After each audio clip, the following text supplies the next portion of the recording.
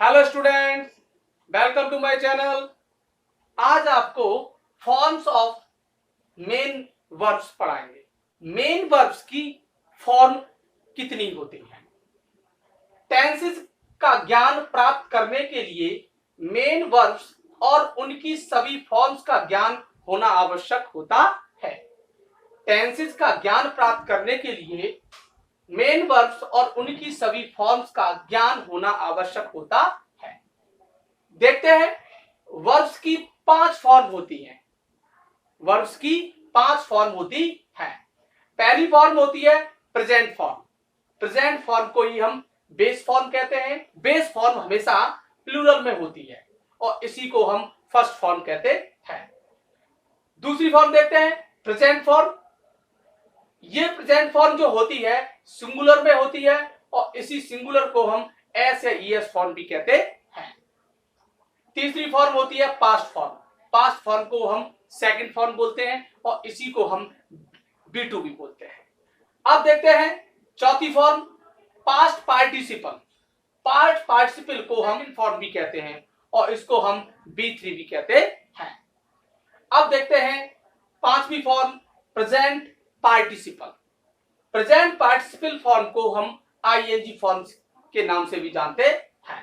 तो सभी का एक एक एग्जांपल देखते हैं। जैसे आस्क, फर्स्ट फॉर्म अर्थात प्रेजेंट फॉर्म, ये हमेशा प्लूरल फॉर्म में होती है। दूसरा आस्क्स, इसको हम सिंगुलर फॉर्म, प्रेजेंट में सिंगुलर फॉर्म या इसको ऐसे यस फॉर्म भी कहते हैं। अब देखते हैं आस्क्ड, ये पास्ट फॉर्म है, इसको B2 भी बोलते हैं और सेकंड फॉर्म भी बोलते हैं। अब देखते हैं आस्क्ड, फिर आ गया, ये पास्ट पार्टिसिपल फॉर्म है अर्थात इसको थर्ड फॉर्म या B3 कहते हैं।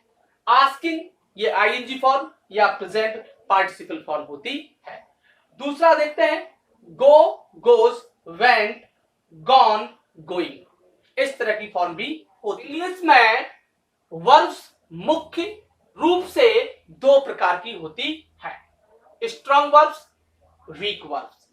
देखते हैं, इसमें वॉवेल को बदलकर सेकंड फॉर्म तथा थर्ड फॉर्म बनाते हैं।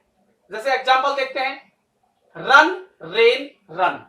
तो हमने जो सेकंड फॉर्म बनाई है उसमें हमने जो वॉवेल साउंड या यू की थी वो अब क्या हो गया, ए हो गया। इसी तरह बियर, बोर, बॉर्न, इसमें साउंड EAR आ रहा है, वॉवेल आ रहा था, इसमें हो गया ओ।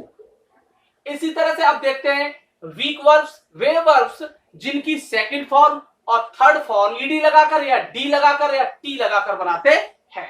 जैसे एक्ट, तो एक्ट में हम जब सेकंड फॉर्म बनाएंगे तो एक्टेड कर देंगे और थर्ड फॉर्म बनाएंगे तब भी एक्टेड कर देंगे। इसमें क्या जोड़ा हमने, ED। अब देखते हैं बाथ, बाथ में E पहले से ही है तो उसमें हम D लगाकर सेकंड फॉर्म थर्ड फॉर्म बना देंगे। अब देखते हैं तीसरा एग्जांपल लर्न। लर्न में हम T जोड़कर सेकंड और थर्ड फॉर्म बनाते हैं। तो इस तरह से forms of the main verb आपकी कंप्लीट होती है। वीडियो अच्छी लगी हो लाइक करें, शेयर करें।